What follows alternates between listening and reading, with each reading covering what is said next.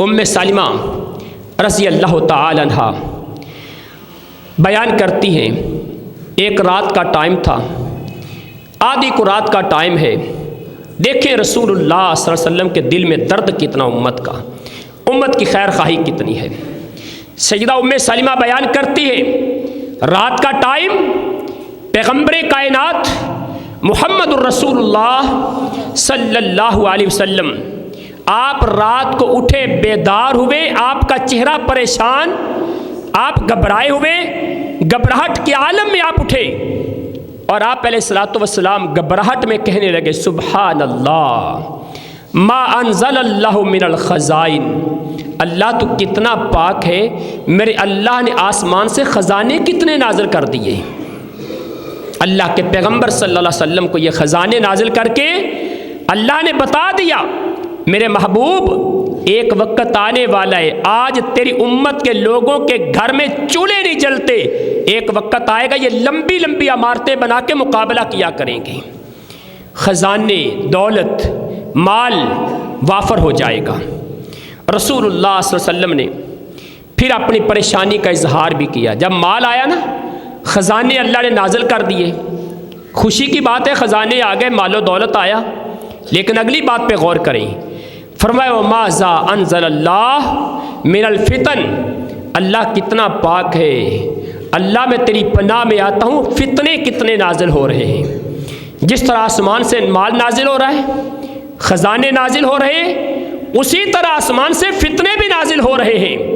اللہ کے پیغمبر پریشان ہیں، اور آپ پریشانی کے عالم میں کہتے ہیں، مَن یوقظ صواحب الحجرات، لوگوں یہ حجروں کے اندر آرام کرنے والی میری بیویوں کو، مومنوں کی ماؤں کو کوئی جا کے اٹھا دے، ان کو اٹھائے لے کے یصلینا، تاکہ یہ تہجد کی نماز پڑھ لیں۔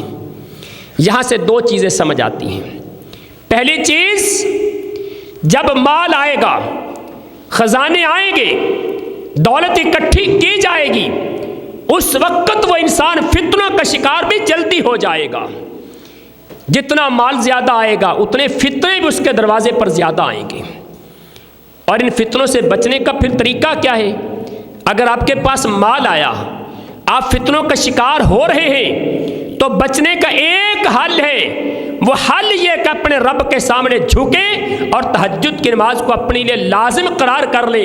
جب تہجد کی نماز پڑھیں گے، کائنات کا خالق و مالک آپ کو فتنوں سے محفوظ فرما لے گا۔ آج ہم تہجد کی نماز سے پیچھے ہٹ گئے۔ وہ وقت تھا نا جب رومی بادشاہ نے جاسوس بھیجا تھا، جاؤ مسلمانوں کی فوج کو دیکھ کے آؤ، ان کے حالات کیا ہیں۔ جاسوس آیا، مسلمانوں کے اندر رہا، رات گزاری، دن گزارے، مسلمانوں کے حالات کو دیکھا، واپس جا کے لمبی چوڑی بحث نہیں کی، صرف دو جملوں میں مسلمانوں کی ساری کیفیت بیان کر دی۔ فرماتا ہے رہبانم باللیلی فرسانم بالنہاری، رات کی تاریکی ہوتی ہے تو مسلح پہ سوار ہوتے ہیں، دن کا اجالا ہوتا ہے تو گھوڑے کی پیٹھ پہ بیٹھ کے سارا دن جہاد کرتے ہیں۔ اس رومی بادشاہ نے پتہ پھر کیا کہا تھا؟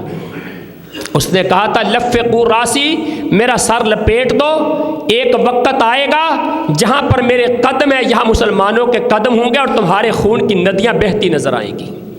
ایسی قوم کو اللہ کبھی ناکام نہیں کرتا، اس طرح کے لوگ ہمیشہ کامیابی سے ہمکنار ہوتے ہیں۔